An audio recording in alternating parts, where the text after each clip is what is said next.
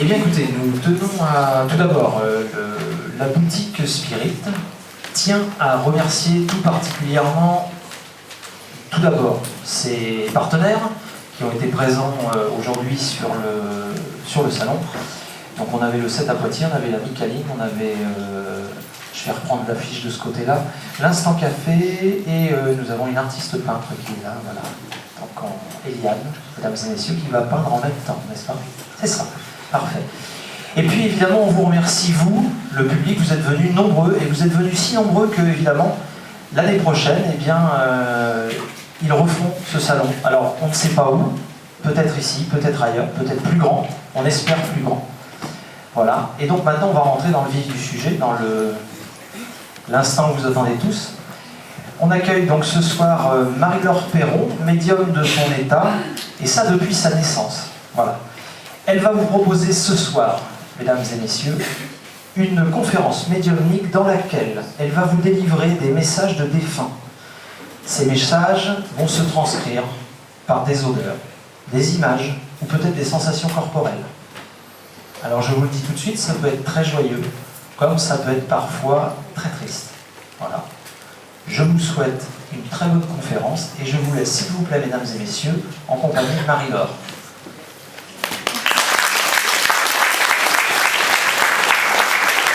Donc je vous laisse le micro et ne vous inquiétez pas s'il y a des bruits bizarres dans le micro, si ça craque un peu, elle m'a dit qu'elle faisait exploser les micros, c'est extraordinaire. Voilà. Bonsoir à tout le monde. Merci de m'applaudir, mais c'est pas du spectacle. Donc, la médiumnité, c'est quand même quelque chose de fort en émotion. Donc c'est vrai que la plupart des gens me voient un peu comme un clown, mais c'est pour cacher ma nervosité, ma timidité. C'est pas si facile que ça. Ok. Donc je viens de Giron. Je suis médium de naissance, comme il l'a expliqué, mais il n'y a rien d'extraordinaire avec les médiums. On a juste un petit plus qui me différencie de vous. J'entends, je vois, je perçois les choses. C'est tout ce que j'ai. Je ne sais pas cuisiner, je ne sais pas coudre, je ne sais pas peindre. C'est important de le comprendre. Parce que j'ai remarqué que les gens ont tendance à me mettre sur un piédestal.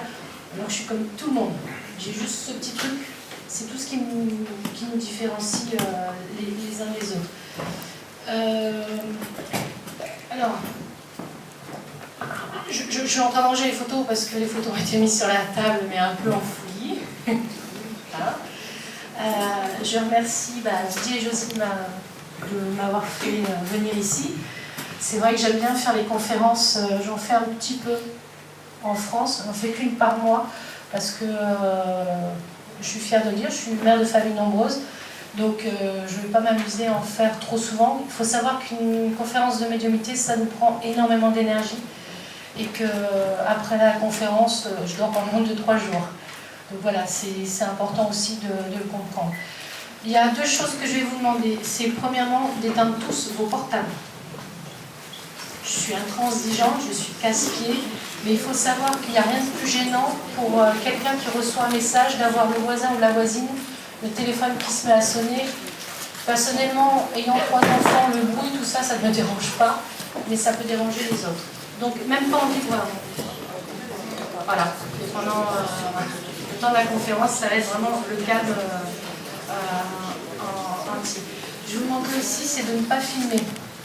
Et là, vous allez me dire, mais pourquoi? Tout simplement, lorsqu'un défunt nous transmet un message, vous allez l'entendre, vous allez l'écouter, il va rester ou il ne va pas rester. Le souci, quand il y a une vidéo, c'est qu'après les gens vont se focaliser sur la vidéo, sur le message. Quand les anciens faisaient, peut-être pas des conférences comme on fait ici, mais quand on recevait dans nos cuisines à transmettre les messages, on n'enregistrait pas. C'est-à-dire que là-haut, ils décident qu'on l'entende et puis quand ça va revenir, ça reviendra. Mais il ne faut pas rester focalisé là-dessus. Aussi une chose, quand vous allez recevoir un message, ça peut être une image, ça peut être une odeur que je vais transmettre, ça peut être tout et n'importe quoi. Ne vous focalisez pas en disant « je viens ici pour avoir un message d'amour précis ». Parce que des fois, on a des messages, la peinture que tu fais dans le couloir, ça ne me plaît pas. Donc c'est sûr qu'on est un petit peu déçu quand on repart. Mais pour moi, ça prouve qu'il y a bien quelque chose de l'autre côté et que la personne a vu qu'il y avait des travaux qui étaient faits dans la maison. Donc c'est important de le comprendre. Dernière chose, un peu casse-pied, je vous demanderai, c'est de ne pas croiser vos jambes. Désolée. Pourquoi? C'est parce que... Ah mais vous avez beaucoup les jambes croisées quand même.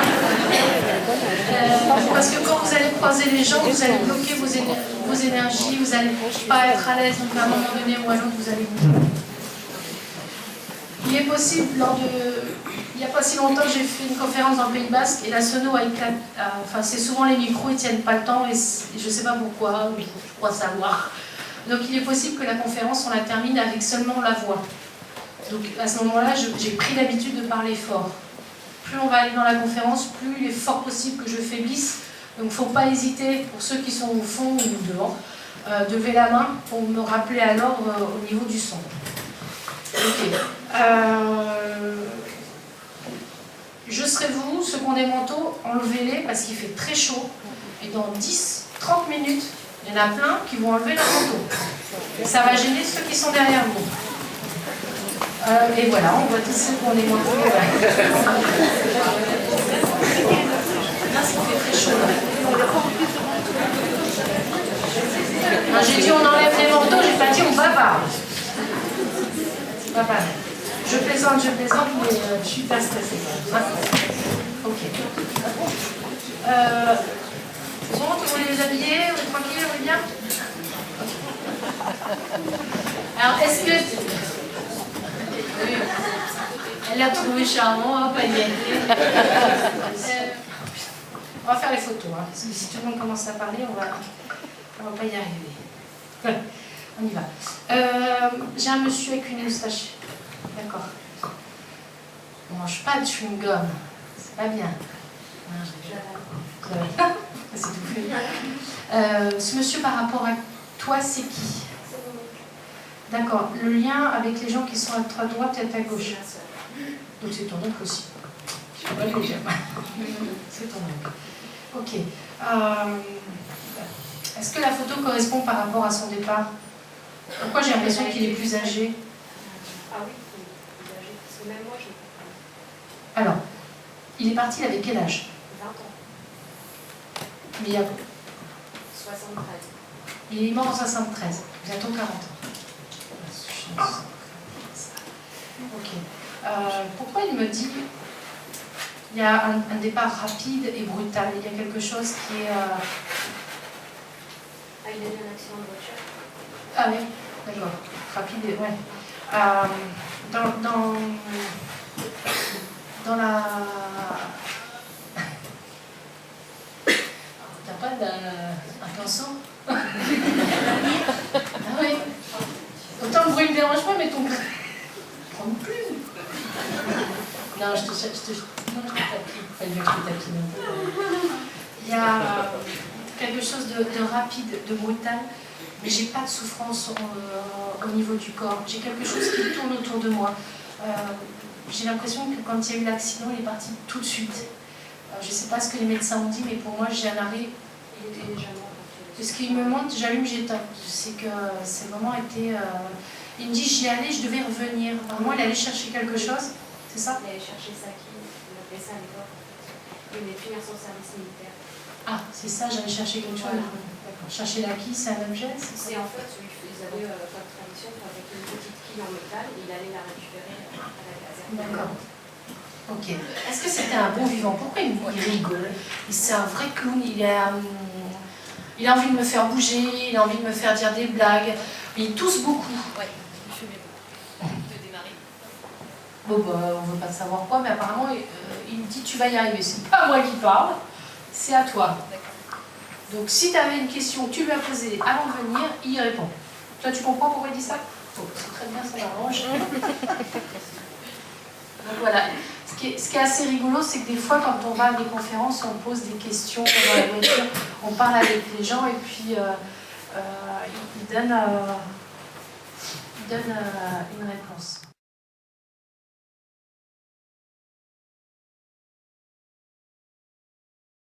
J'ai une dame.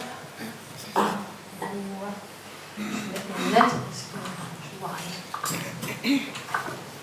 Alors, cette dame par rapport à vous, c'est qui? C'est ma grand-mère. D'accord. Elle est partie il y a longtemps? Oui. Très Pas longtemps. longtemps, oui. Il y a plus de 30 ans? Oui. Ok. Elle a un accent quand elle parle, ta grand-mère. Un petit peu, oui. Je ne peux pas définir l'accent non plus, hein, mais il y a quelque chose, enfin, un petit accent pour toi, mais pour moi, il est quand même... c'est quoi cet accent? C'est l'accent du Limousin, tout simplement. Mais comme elle est de la campagne, c'est accentué. C'est rustique. Ah d'accord, c'est... Non, c'est assez... Alors, ce qui était bizarre, c'est que l'accent me fait penser un peu aux accents canadiens. Il y a quelque chose de vraiment différent au niveau vibratoire. T'étais petite quand elle était partie? Oui. J'avais 12 ans. Ok. Alors, elle est très croyante. Juste une question, il y avait beaucoup de crucifix chez elle? Pourquoi elle me montre... Alors, est-ce qu'au-dessus de son lit, il y a une croix? Ou il y avait, pardon, une croix? Dans sa chambre, il y avait une croix, oui. D'accord. Oui. Elle, qui a pris cette croix? Une de ses filles. Une de mes D'accord. tantes. D'accord.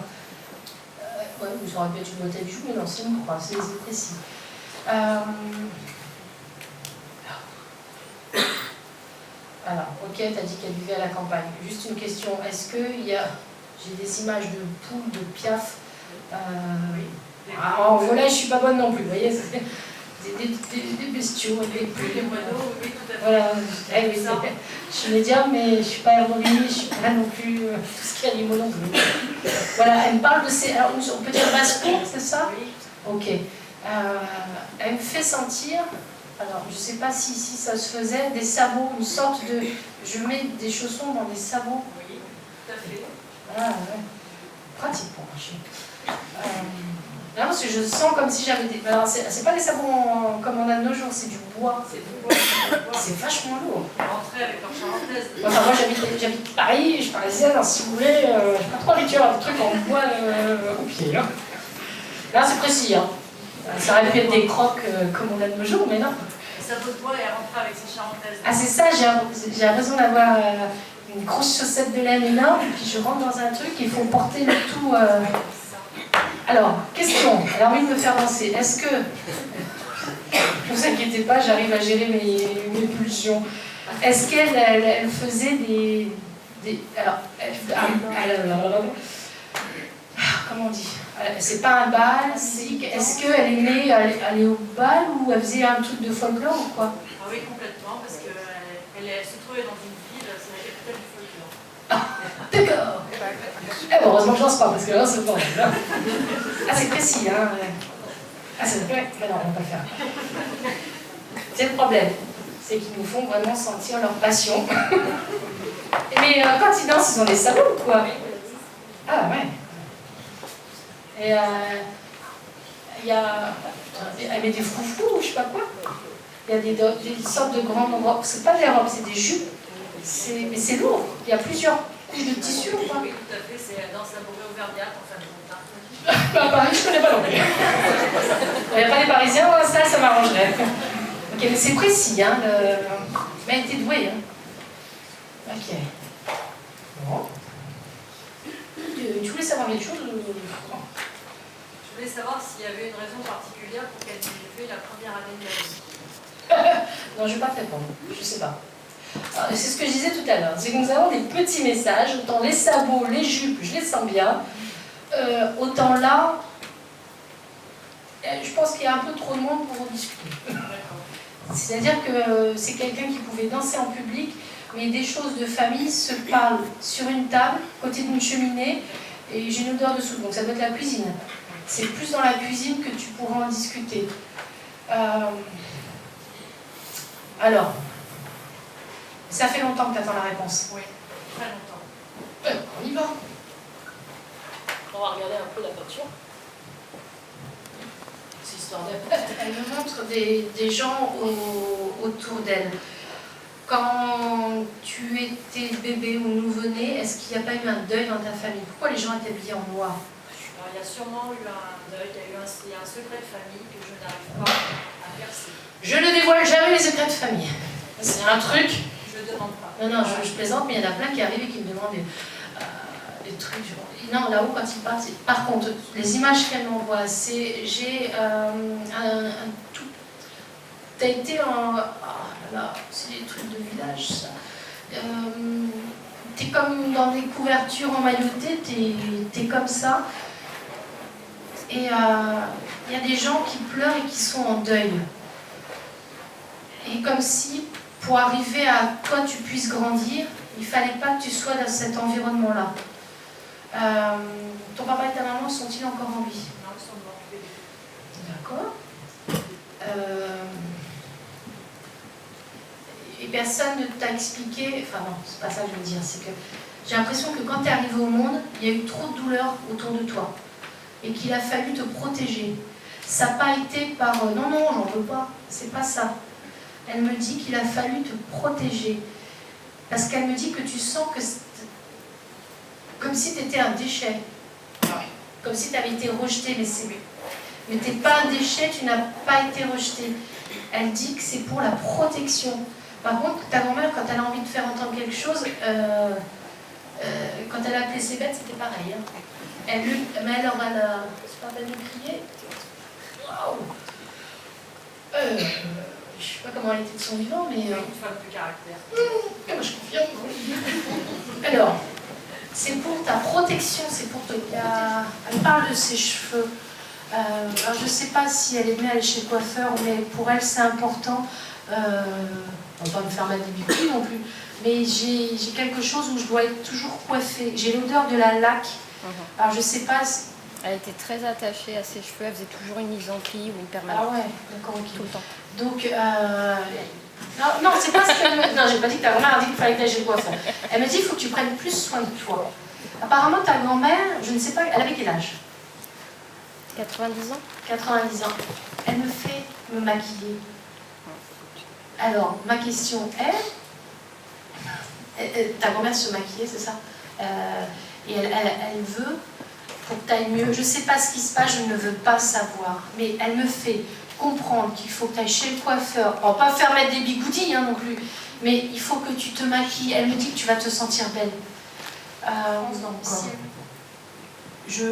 ne veut pas me donner le nom ni plus de détails par rapport à la douleur, mais elle veut que tu saches qu'il n'y a plus de souffrance. Et c'est mignon. Elle me dit qu'il faut que Elle voudrait te prendre sur ses genoux comme quand tu étais petite. Alors je ne sais pas si elle le faisait, mais j'ai l'impression qu'elle avait une poitrine quand même assez... on posait sa tête et on était bien. Et elle voudrait t'apporter ce réconfort. D'accord? Mais il n'y a plus de souffrance, ça c'est important. D'accord? Pourquoi il y a une... il y a un blocage au niveau de la cage thoracique. Elle a fait un arrêt cardiaque. D'accord. Bon, désolé pour les mots, les termes. Il vous faut un objet précis. Alors, ces aiguilles, sympa. J'ai un... Oh la vache. J'ai un panier en osier avec une anse et j'ai des boules de laine. Des pelotes de laine? Oui. Des pelotes... Apparemment, c'est une mamie qui avait un panier et qui l'avait tout le temps avec, et dès qu'elle s'assoyait à Saint-Noël, dès qu'elle faisait une pause, elle tricotait. Ça correspond à votre mamie ou pas? Et le panier, elle en avait un panier ou pas? Bon, bah c'est la vôtre. Allez. Donc vous avec vos pieds là. Hein? C'est bien. Je vous fais faire les je vous fais faire les abdos, moi.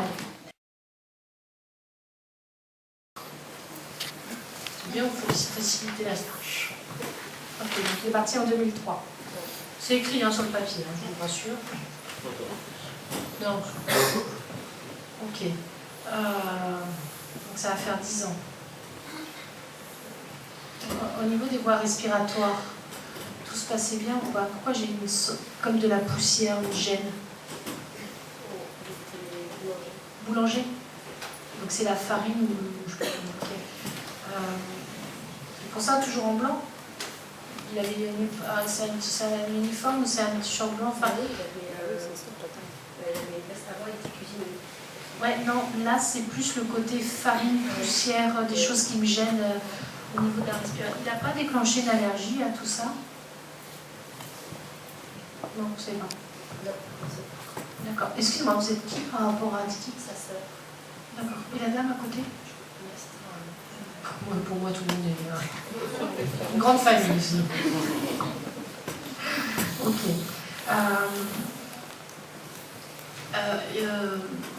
Il me montre comme une sorte d'élastique, ça a été long.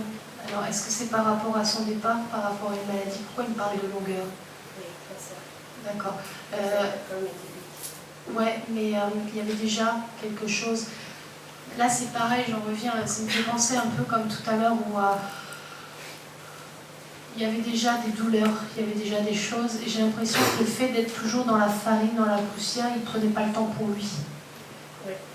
D'accord. Bon, c'est vrai que les artisans, on travaille beaucoup, on s'oublie un peu, on veut toujours tout faire. Et On n'est pas non, il a toujours travaillé, mais à 7 sur 7. Il a laissé du monde derrière lui. Il me dit que... J'entends une radio ou quoi là? Ah, qui a son téléphone d'allumé? Ou une radio? Ouais, vous l'avez entendu. Oui. Pas moi. Non, mais c'est pas vrai. Donc, Madame la peintre, votre téléphone, il est éteint? Non, mais ça va, il n'y a pas que moi qui entends la radio. Bon, ok, c'est pas grave. Il travaille avec la radio? Ah, peut-être. C'est ça. Mais, parce que le fait qu'on entende la radio, la musique, ça parle et tout, est-ce que quand il était dans ses bras, ouais, quand il est son père, il écoutait la radio? Ok. Ah, ça va sûr, il n'y a pas trop de temps. Tchou. Alors, il y a eu beaucoup de monde pendant son enterrement. Il y avait du monde même derrière, enfin, apparemment ça, c'était énorme, les personnes qui étaient là. Son départ a été tellement rapide, quand on a su sa maladie, et au moment du départ, pour lui, il s'était dit, oh, c'est bon, ça va passer. Et il ne s'est pas préparé du tout au départ. Par contre, il a... Est-ce que c'est un rapport par rapport au ventre, à tout ce qui est bas du ventre? Parce que c'est une la rate. Ouais. Ah, je sais pas où elle est la rate. Grosso modo, voilà. Ah oui, je suis non plus les organes connus. Je vous ai dit que je ne faisais pas grand-chose. Il y a vraiment cette douleur ici, pour moi, c'est le ventre. Après, les organes, je ne connais pas. C'est vraiment quelque chose d'acide, de douloureux. Et ce qui est bizarre, c'est qu'il me dit sur mon lit, donc il devait être à l'hôpital parce que j'entends du bruit autour de lui, il pensait qu'à une chose, c'est l'heure, il faut que j'aille faire. Ce qui est bizarre, c'est qu'il était programmé, on va dire, telle heure il fallait qu'il aille faire ça, telle heure. Même en pleine nuit, il avait beau être en arrêt, il avait beau être dans la douleur, son truc c'était, oula, vite, j'ai ça à faire, est-ce que ça va être fait? Il me dit qu'il y a eu les papiers n'ont pas été eu le temps de finir, enfin il parle de papiers, de plein de choses. Non, parce que d'après ce qu'il me montre, c'est comme si j'allais juste avoir une bonne gastro, je m'arrête et je reviens. Ouais. Ok. C'est pour ça qu'il parle des papiers qu'il n'a pas eu le temps de faire. D'accord. J'ai été dure avec moi-même. Apparemment, il ne s'est pas fait de cadeau. Il ne s'est rien laissé passer. Il a toujours été plus haut, plus haut, plus haut. Il voulait pas demander d'aide. Et ça, s'il me dit ça, c'est que vous devez être vous aussi à une période où vous avez peut-être besoin un peu plus d'aide que d'habitude. Est-ce que c'est pas un peu de famille d'arriver à se dire bon, je me débrouille tout seul et ça passera? Oui, donc, ce qui serait bien, c'est que vous ne fassiez pas la même erreur que votre frère. Si vous voyez que ça ne va pas, n'hésitez pas à parler à des gens qui peuvent vous aider, ou des amis, ou voilà. Ne faites pas comme lui. S'il me dit ça, c'est pas pour rien. Vous devez comprendre pourquoi. Oui. Ok. Oui, parce qu'il a pensé qu'il était pas. D'accord. La cerise sur le gâteau. Quand il vient là, c'est pour moi, il me dit c'est la cerise sur le gâteau. Forcément, pour un boulanger, ça peut être marrant, mais c'est qu'il voulait vous faire déjà, je suis dyslexique, un cadeau en vous parlant de cette cerise sur le gâteau. Pour moi, il voulait vous prouver, et vous le savez, qu'il existe quelque chose de l'autre côté. Et je ne sais pas si c'est dans la voiture, je ne sais pas si c'est ce matin, mais apparemment, vous avez dû lui demander fais-moi un signe, quoi. Là, je veux, j'en ai besoin. Est-ce que vous l'avez fait aujourd'hui, ça? Oui. D'accord.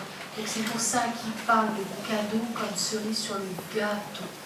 C'est qu'il voulait vous montrer, enfin, vous faire un signe. Il me dit que tu as besoin aussi d'avoir une épaule, un bras qui te soutient. Donc s'il parle de ça, si tu sens le besoin, il ne faut pas hésiter à demander. Ça, c'est important. D'accord?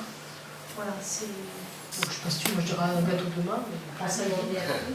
Hein? À demander à qui? Je sais pas. Je sais pas. Ouais, après, si tu sens que tu as des amis à qui tu peux parler, ou de ta famille, voilà. Mais, d'accord. Là, il est en train de me dire un peu, bon, bah, je repars bosser. C'est fou, c'est que il est parti, il est de l'autre côté, mais il a toujours cette... c'est pas une obsession, mais toujours cette idée de vouloir travailler, de vouloir faire des choses pour faire plaisir aux autres. C'est même pas le côté boulot, c'est donner le plaisir aux gens.